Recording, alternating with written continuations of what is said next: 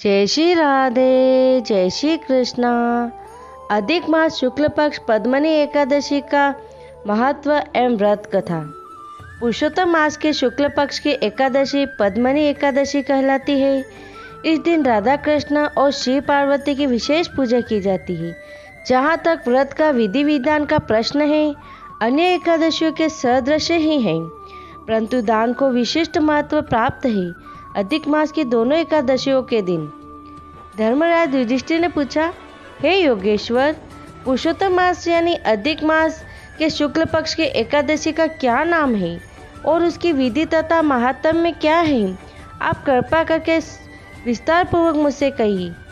भगवान कृष्ण बोले, हे राजन, अधिक मास के शुक्ल पक्ष के अनेक पुण्यों को देने वाली एकादशी का नाम पद्मनी है।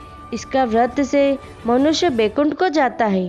पूर्व काल में ब्रह्मा जी ने महर्षि नारद के पूछने पर पापों के समूह को नष्ट करने वाले इस व्रत के महात्म्य का वर्णन किया था, जो मुनियों को भी दुर्लभ है।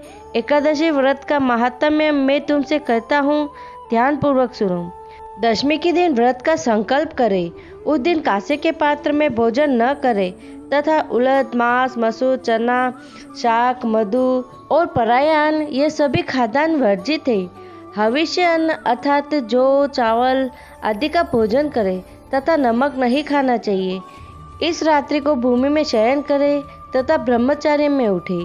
शौच आदि से निवृत्त होकर दातुन करे और 12 कुल्ले जल से करके शुद्ध हो जाए। सूर्योदय होने से पहले पुण्य तीर्थ में स्नान करने के लिए जाए। उसमें गोबर, मिट्टी, तिल और कुशा तथा आंवले के चूर्ण से विधि पूर्वक स्नान करे और यह मंत्र पढ़े, हे मृतिके, तुमको 100 भुजा वाले श्री कृष्ण रूप वराह भगवान ने उठाया है। हे मृतिके, तुम ब्रह्मा जी को दी गई और कश्यप मुनि से अभिमंत्रित हुई हो। मेरे नेत्रों, बालों और सारे शरीर में लगाकर मुझे पवित्र कर दो।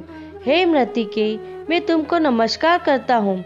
समस्त औषधियों से उत्पन्न और गौ के अंदर में स्थित पृथ्वी को पवित्र करने वाला गोबर से मुझको पवित्र करे। ब्रह्मा के थूक से उत्पन्न होने वाली तथा सारे भुवन को पवित्र करने वाली धात्री को नमस्कार है। तुम्हारे स्पर्श से मेरा शरीर पवित्र हो। हे शंख चक्र गदाधारी, देवों के देव, हे जगन्नाथ, अब मुझको तीर्थ में स्नान की आज्ञा दीजिए। इस प्रकार कहकर वरुण के मंत्र को जप कर गंगादि तीर्थों का स्मरण कर जलाशय में विधि पूर्वक स्नान करे। इसके बाद सुंदर श्वेत वस्त्र धारण कर विष्णु भगवान का पूजन करे। फिर संध्या तर्पण आदि अपना नित्य नियम करके विष्णु भगवान के मंदिर में जाकर उनकी पूजा करे। स्वर्ण के बने हुए राधा कृष्ण और शिव पार्वती का पूजन करे।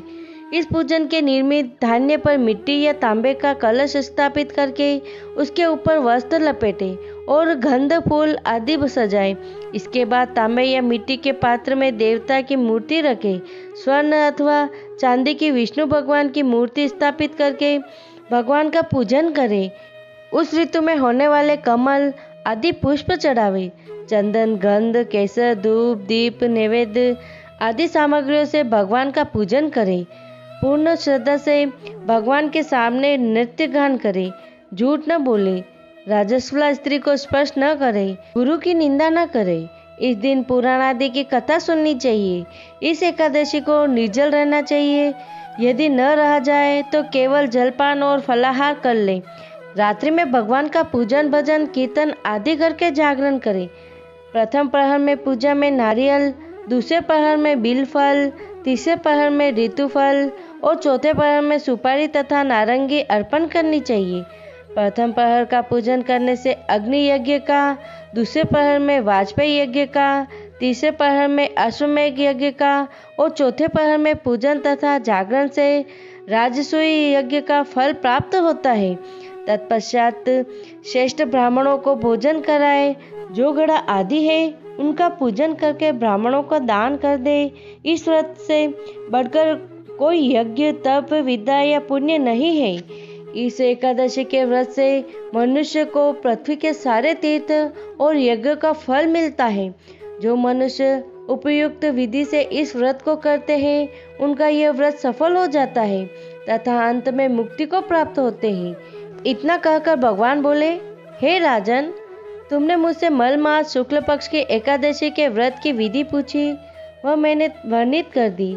कृष्ण पक्ष की एकादशी के व्रत की भी यही विधि है। अब मैं पद्मनी एकादशी की कथा तुमसे कहता हूँ, वह सुनो। पद्मनी एकादशी की व्रत कथा। एक समय कार्तवीर्य ने रावण को बंदी गृह में बंद कर रखा था। उसको रावण के पितामह पुलस्त्य जी ने कार्तवीर्य से विनय करके छुड़ाया। इस घटना को सुनकर नारद जी ने पुलस्त्य जी से पूछा, महाराज, जिस महावीर रावण ने समस्त देवताओं सहित देवराज इंद्र को जीत लिया था, उसको कार्तवीर्य ने किस प्रकार जीतकर बंदी बनाया? तब पुलस्त्य जी ने कहा, नारद जी, पहले आप कार्तवीर्य की उत्पत्ति का वृत्तांत सुनिए। पूर्व काल में त्रेता युग में हैर्य नामक राजा के वंश में कार्तवीर्य महिष्मतिपुरी में राज्य करता था। उस राजा की 100 परम प्रिय स्त्रियां थी, परंतु उसमें से किसी के कोई पुत्र नहीं था जो राज्य भार को संभाल सके। देवता, पितर, सिद्ध तथा अनेक चिकित्सकों आदि से राजा ने पुत्र प्राप्ति के लिए अनेक प्रयत्न तथा यज्ञ किए, परंतु भाग्यवश राजा के कोई पुत्र नहीं हुआ। एक दिन राजा को यह ज्ञान उत्पन्न हुआ कि तप से सब अभिष्ट फल की सिद्धि हो सकती है। राजा को वन में तपस्या के लिए जाते हुए देख उसकी एक परम प्रिय रानी यानी कि इक्ष्वाकु वंश से उत्पन्न हुए राजा हरिश्चंद्र की पद्मनी नाम की कन्या राजा के साथ जाने को तैयार हो गई और दोनों ही अपने अंग के सब सुंदर वस्त्र और आभूषण को त्याग कर वल्कल वस्त्र धारण कर गंधमादन पर्वत पर तप करने चले गए। राजा ने उस पर्वत पर जाकर 10,000 वर्ष तक तप किया, परंतु फिर भी पुत्र की प्राप्ति नहीं हुई। तब उस पतिव्रता रानी पद्मनी ने अपने पति के शरीर में केवल चमड़ा और अस्थि मात्र शेष देखकर महासाध्वी अनुसुईया जी से नम्रता पूर्वक पूछा, हे साध्वी, मेरे पति की तपस्या करते हुए 10,000 वर्ष बीत गए, परंतु भगवान फिर भी किसी तरह से प्रसन्न नहीं हुए। सो आप कृपा करके कोई ऐसा व्रत बताइए जिससे भगवान मुझ पर प्रसन्न हो और मेरे पुत्र उत्पन्न हो। इस पर पद्मनी से अनुसुईया जी बोली, हे सुंदरी, 12 मास के अतिरिक्त एक अधिक मल मास होता है जो 32 मास पश्चात आता है। उसमें द्वादशी युक्त पद्मनी और परमा नाम की शुक्ल पक्ष की और कृष्ण पक्ष की 2 एकादशी आती है। शुक्ल पक्ष की एकादशी का नाम पद्मनी है। तुम जागरण सहित उसका व्रत करो। इस व्रत के कारण पुत्र देने वाले भगवान तुम पर प्रसन्न होकर शीघ्र ही पुत्र देंगे। इसके पश्चात अनुसुईया जी ने रानी से व्रत की सब विधि कही। उसको सुनकर वह सुंदर रानी पद्मनी पुत्र प्राप्ति की इच्छा से इस व्रत को करने लगी। वह सदैव एकादशी को निराहार रहकर रात्रि भर जागरण करती। इस प्रकार पद्मनी एकादशी के व्रत के समाप्त होने पर भगवान विष्णु प्रसन्न होकर गरुड़ पर आरूढ़ होकर उसके पास आए और वर मांगने के लिए कहा। भगवान की सुंदर वाणी सुनकर उस पतिव्रता ने उसकी स्तुति करके विनय की, हे महाराज, आप मेरे पति को वरदान दीजिए। तब भगवान बोले, हे सुंदरी, मल मास के समान मुझको और कोई दूसरा मास प्रिय नहीं। उसमें जो प्रीति को बढ़ाने वाली एकादशी व्रत तुमसे अनुसुईया जी के कथानुसार किया है तथा जागरण भी किया है, इसलिए मैं तुम पर अत्यंत प्रसन्न हूँ। तत्पश्चात श्री कृष्ण भगवान ने राजा से कहा, हे राजन, जिससे आपका मनोरथ सिद्ध हो वही वर मांगो, मैं अत्यंत प्रसन्न हूँ।